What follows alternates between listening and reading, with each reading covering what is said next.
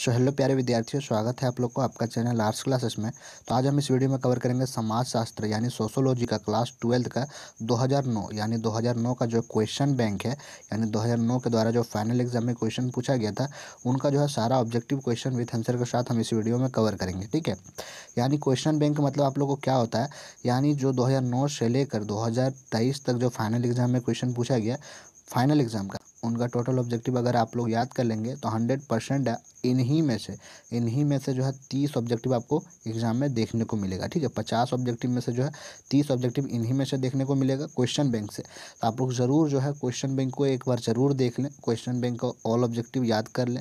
तो चलिए आज हम जो है सोशोलॉजी का 2009 में जो फाइनल एग्जाम में क्वेश्चन पूछा गया था उन्हीं का जो है all objective question with answer के साथ हम बताएंगे इस वीडियो में। चलिए पहला क्वेश्चन देखेंगे बच्चों।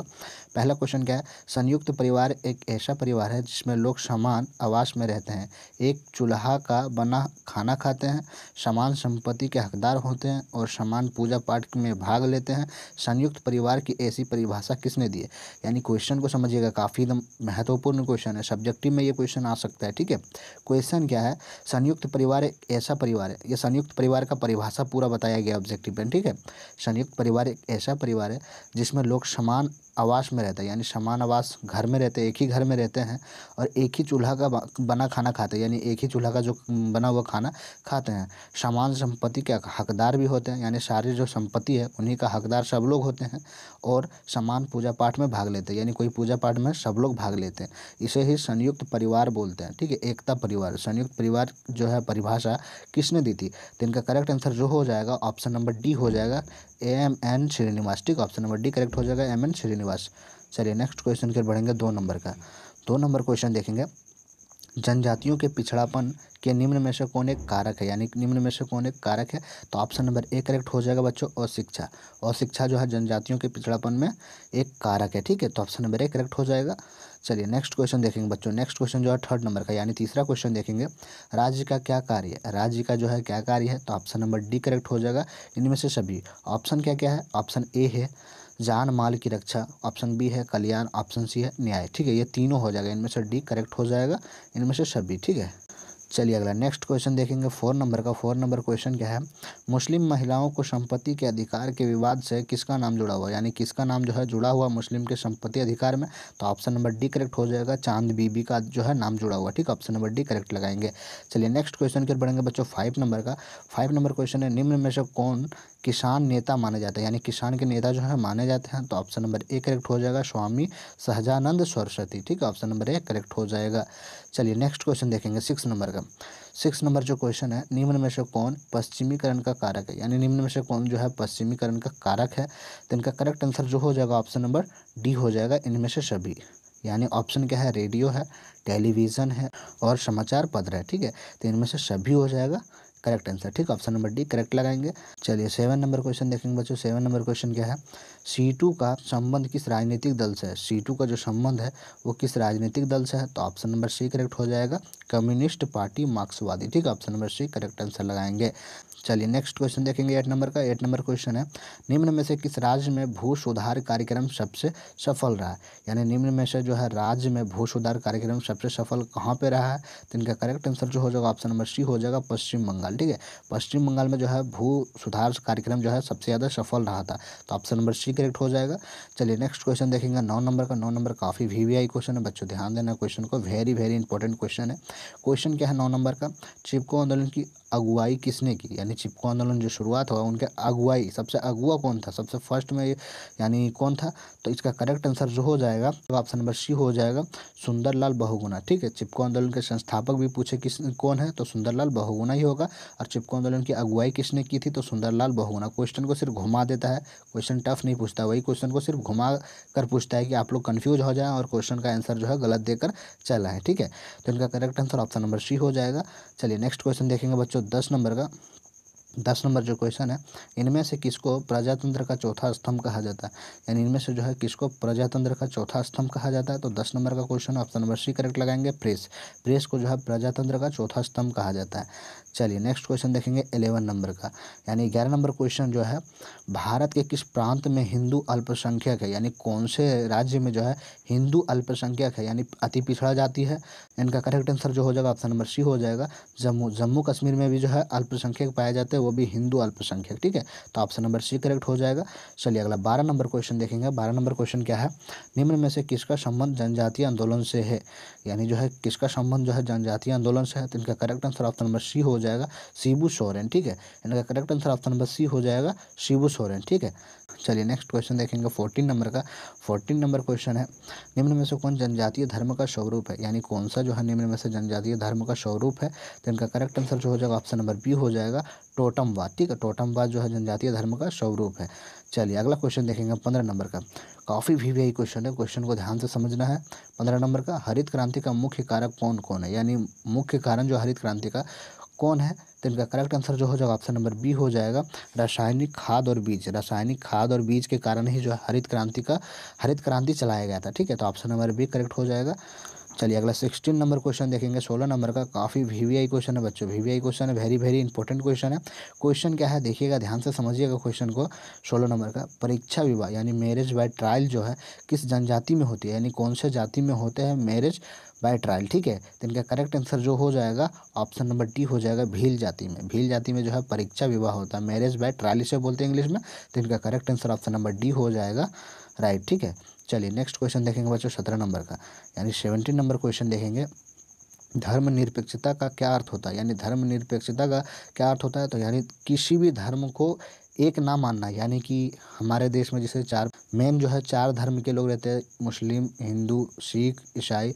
तो क्या हमारे देश जो है धर्मनिरपेक्षता है, किसी एक धर्म को वैल्यू नहीं देता, सबको वैल्यू देता है, ठीक है। तो इसे धर्मनिरपेक्षता बोलते हैं।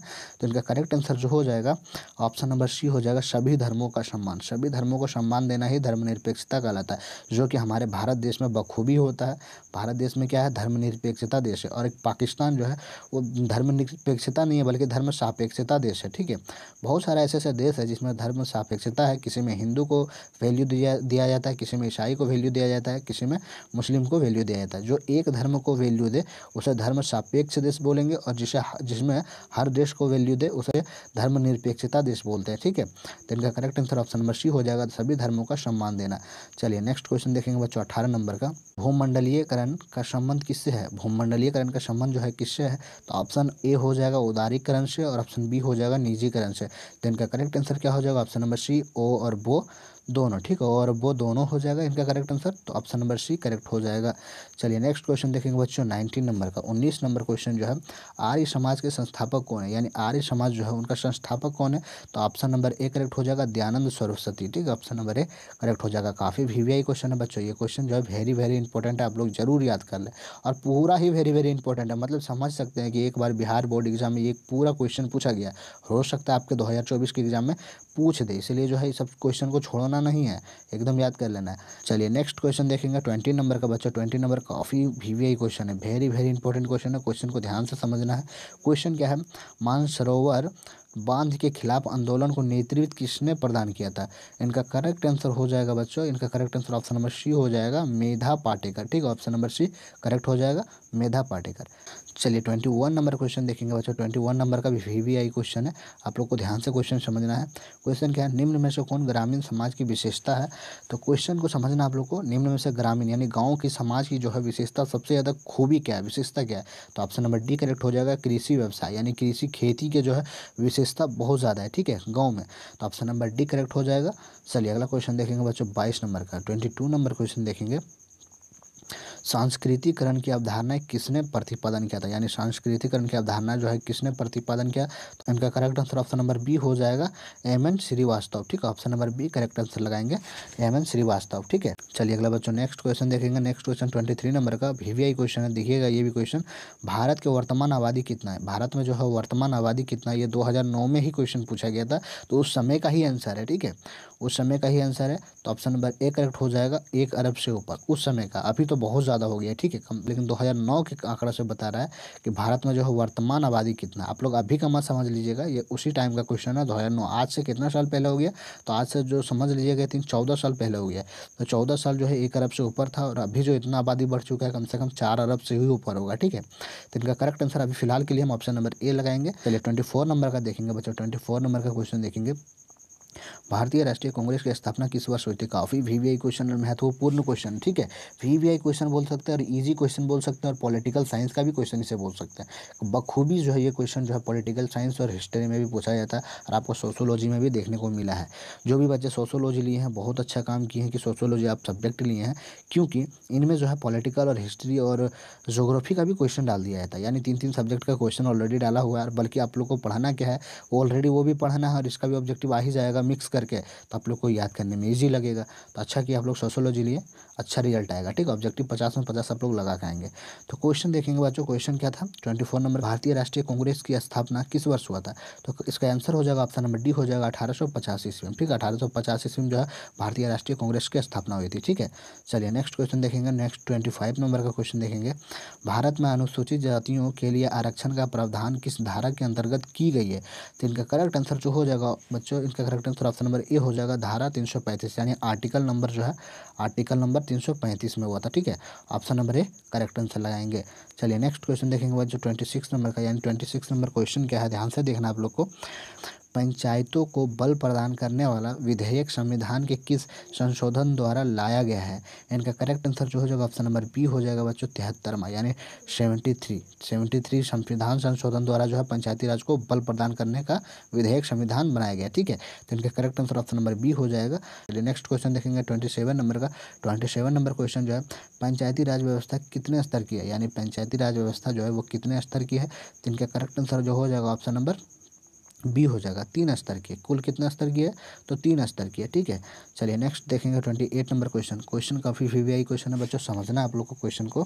पिछड़े वर्गों के लिए बनाया गया प्रथम आयोग के अध्यक्ष कौन थे, यानी पिछड़े वर्गों के लिए जो है बनाया गया प्रथम आयोग अध्यक्ष कौन थे। तो इनका करेक्ट आंसर जो हो जाएगा बच्चों ऑप्शन नंबर डी हो जाएगा काका कालेलकर, ठीक है। ऑप्शन नंबर डी करेक्ट हो जाएगा काका कालेलकर।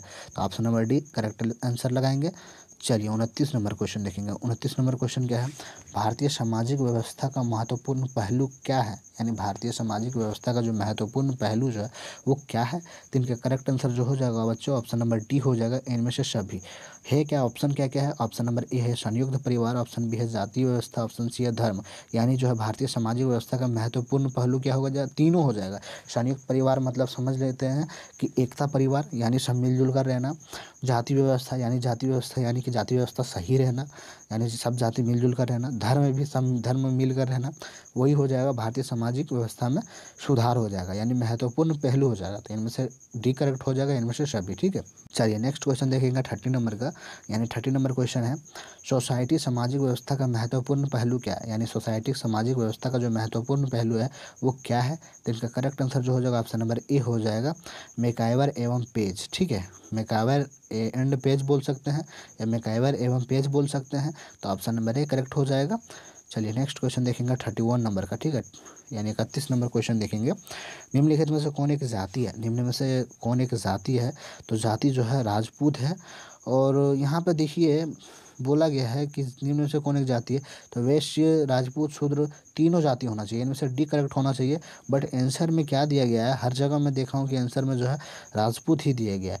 तो चलिए आप लोग लगा दीजिएगा राजपूत, लेकिन होता क्या है, ये भी जाति है, ये भी जाति है और ये भी जाति है, तो इनमें से डी करेक्ट होना चाहिए। बट 2-3-4 जगह मैं देख चुका हूँ कि हर जगह यही दिया हुआ है। तो चलिए आप लोग लगा देना, option number B correct answer लगा देना है, ठीक है। चलिए अगला क्वेश्चन देखेंगे 32 नंबर का, लास्ट क्वेश्चन है ये इस वीडियो का, यानी जो 2009 में जो पूछा गया क्वेश्चन टोटल जो है उस टाइम जो है 32 ऑब्जेक्टिव पूछता था, ठीक है। उस समय जो है 2009 में 32 ऑब्जेक्टिव 100 मार्क्स का होता था एग्जाम, उनमें से टोटल ऑब्जेक्टिव कितना था 32 ऑब्जेक्टिव पूछता था। और अभी तो फिलहाल 100 ऑब्जेक्टिव कर दिया था, और उम्मीद है आप लोग को जो है इस बार जो है 2024 में जो भी बच्चे एग्जाम देने वाले 50 में 50 ही ऑब्जेक्टिव पूछने का चांस है। बिहार बोर्ड जो है अभी कोई ऐलान नहीं किया है, यानी उसके द्वारा ऑफिशियल कोई नोटिस जारी नहीं किया गया, लेकिन थोड़ा थोड़ा कुछ पता चला है कि 50 ही ऑब्जेक्टिव इस बार देखने को मिलेगा, ठीक है, उम्मीद है। यानी 50-50% है। देखिए आप लोग को क्या होता है, टेस्ट एग्जाम में ही मालूम पड़ जाएगा आप लोग को कि क्या देखने वाले हैं, मतलब क्या मिलने वाला है मॉडल पेपर में, ठीक है। तो देख लेंगे 2009 का जो है क्वेश्चन बैंक, उनका लास्ट क्वेश्चन है, निम्न में से कौन एक संस्था है, तो इनका करेक्ट आंसर जो हो जाएगा ऑप्शन नंबर सी हो जाएगा, विवाह, ठीक है। इनका correct answer option number C हो जाएगा, विवाह। चलिए, आज हम इस वीडियो में कवर किए समाजशास्त्र सोशोलॉजी का क्लास 12 का जो है 2009 में जो फाइनल एग्जाम में जो भी क्वेश्चन पूछा गया था, उनका जो है टोटल ऑब्जेक्टिव कितना था, 32 ऑब्जेक्टिव था।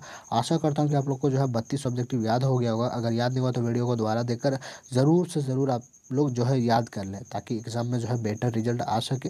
देखिए आप लोग को ये ज़रूरी है, देखिए क्वेश्चन ऐसा ही देखने को मिलेगा आप लोग को। ये लिखा गया 2009, नेक्स्ट जो है आपको जो है निर्देश देगा, पहले टाइम देगा, टाइम जो है 3 घंटा 15 मिनट देगा, पूर्णांक देगा, और सारा जो है निर्देश आप लोग को पढ़ लेना है, ठीक है। नीचे भी सामान्य निर्देश दिया जाएगा, उसको भी पढ़ लेना है पूरे अच्छे तरीके से। उसके बाद जो है आप लोग को ऑब्जेक्टिव में आना है, जल्दी जल्दी ऑब्जेक्टिव को रंग देना है, जो जो याद रहेगा उसको रंग देना है, जो याद नहीं रहेगा उसे फिलहाल छोड़ देना है, ठीक है। लेकिन जल्दी जल्दी जो याद रहे सबसे पहले वही रंगना है। तो आशा करता हूँ कि आप लोग को जो है ऑब्जेक्टिव याद हो गया होगा। अगर कोई सस्पेंस रहे, किसी को डाउट रहे, तो आप लोग कमेंट करके बता सकते हैं।